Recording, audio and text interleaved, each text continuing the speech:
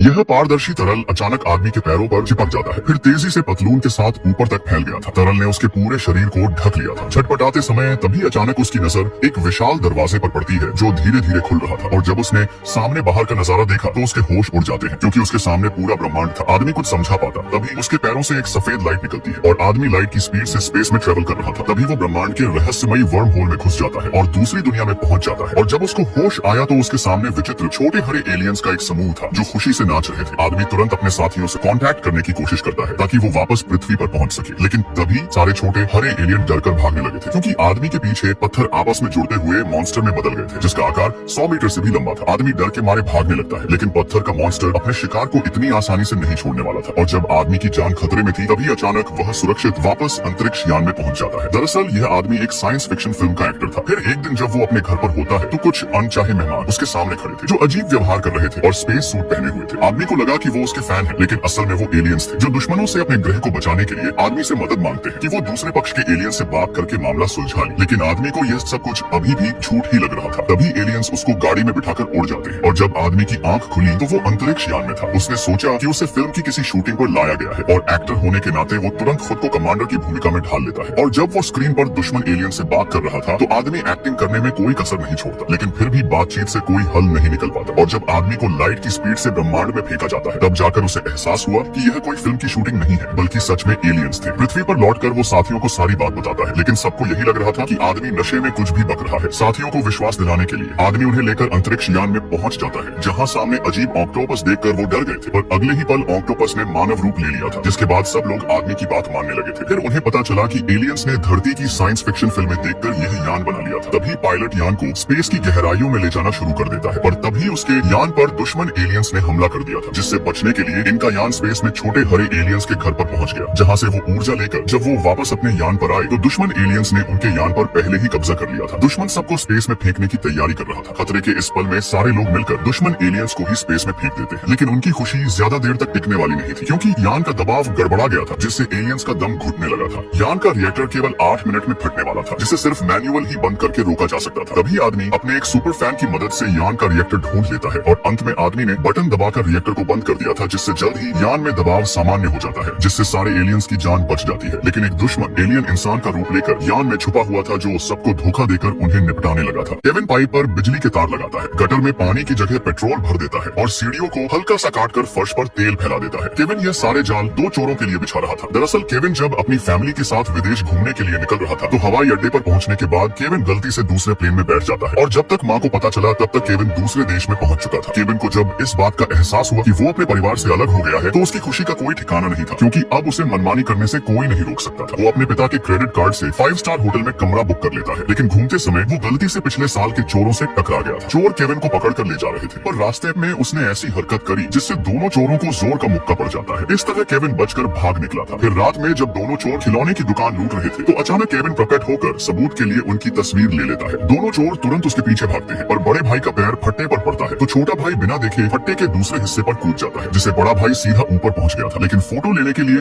दोनों केविन के पीछे एक पुराने घर के पास आ जाते हैं। फिर तैयार केविन ऊपर से एक तोहफा फेंक कर मारता है, जिससे छोटा भाई संभाल नहीं पाया था। यह देख बड़ा भाई गुस्से में जोर से चिल्लाता है, लेकिन एक और ईंट ऊपर से आती है जिसने छोटे भाई का फिर से सिर फोड़ दिया था। और जब बड़ा भाई छोटे भाई को दिलासा दे रहा था तभी केविन एक और ईंट फेंकता है, लेकिन बड़े भाई के समय पर हटने से दोबारा छोटे का माथा फूट जाता है, जिसके बाद वो लड़खड़ाते हुए घर के दरवाजे के पास गया और जैसे हैंडल को खींच तो दरवाजे के पीछे लगी एयर गन चालू हो जाती है। चोर जैसे जैसे रस्सी खींचता है वैसे वैसे उसके पिछवाड़े में पिन घुसती जा रही थी। गुस्से में छोटा भाई लात मारकर दरवाजा खोल देता है, लेकिन अंदर आते ही वो सीधा बेसमेंट में जा गिरा था। दूसरी तरफ बड़ा भाई पीछे के दरवाजे से अंदर घुसने के लिए सीढ़ी पर चढ़ने लगता है तो ग्रीस लगे होने के कारण उसके हाथ फिसल जाते हैं और उसकी रीढ़ की हड्डी टूट जाती है। फिर गुस्से में चोर जैसे ही दरवाजा खोलता है तो बैग में भरा सारा लक्कड़ सीधा उसकी टपली को बजा देता है और यहाँ पर छोटा भाई तेल के फर्श पर आ गया था, जिससे वो फिसलने लगा था। उसने संतुलन बनाने की बहुत कोशिश करी और आखिर में वो फिसलता हुआ सीधा अलमारी में जाकर घुस जाता है, जिससे उसकी फिर से बैंड बच जाती है। छोटे भाई का मुंह पेंट से सफेद हो चुका था, इसलिए जब वो मुंह धोने जाता है तो केविन ने बिजली चालू कर दी थी, जिसके अगले पल ही चोर को ऐसा झटका लगा कि उसका कंकाल भी बिजली से नाचने लगा था। बिजली के झटका ने उसे फ्री में एक नई हेयर स्टाइल दे दी थी, लेकिन छोटे भाई की किस्मत बहुत ही बुरी थी। जब वो रस्सी पर चढ़ने लगा तो सीमेंट से भरा बोरा सीधा उसका भूत बना देता है। दूसरी तरफ बड़ा भाई सावधानी से आगे बढ़ रहा था, लेकिन आखिरकार वो भी केविन के जाल में फंस जाता है, जिसका उसे एहसास भी नहीं हुआ था। जब तक उसने आईने में नहीं देखा था कि उसके सिर पर आग लगी पड़ी है। वो तुरंत नल खोलता है, लेकिन पानी नहीं आने के कारण वो पास में बने गटर के पानी से आग बुझाने जाता है और उससे क्या पता था कि वो पानी नहीं बल्कि पेट्रोल है, जिस कारण उसके सिर के सारे बाल उड़ गए थे और उसका मुंह भी काला पड़ चुका था। फिर केविन जाकर चोर को चिढ़ाता है और भाग जाता है, लेकिन जब चोर सीढ़ियों पर चढ़ने लगा तो कटी हुई सीढ़ी टूट जाती है और वो नीचे गिर जाता है। जिसके बाद दोनों चोर घर की सीढ़ियां पर आते हैं और चालाकी दिखाने की कोशिश करते हैं कि जैसे वो केविन के जाल में फंस चुके हैं। लेकिन 2 बाल्टी आने के बाद जब वो ऊपर चढ़ने लगे तो केविन इस बार सीधा खंबा फेंक कर मारता है, जिससे दोनों फर्स्ट फ्लोर से सीधा बेसमेंट में धड़ाम से जा गिरे थे और इस बार वो हिलने की हालत में भी नहीं थे। और लड़का यहाँ पर ही नहीं रुकता, उसने अलग अलग पैंतरों से चोरों को नानी याद दिला दी थी और आखिर में केविन रस्सी से नीचे उतरकर उसमें आग लगा देता है, जिससे आग तेजी से फैल जाती है और दोनों चोर बचने के लिए बिना देखे नीचे गड्ढे में कूद जाते हैं, जिससे सारे पेंट के डब्बे उछलकर सीधा उन पर आ गिरे थे। चोरों ने शरारती लड़के से दोबारा पंगा लेकर बहुत बड़ी गलती कर दी थी।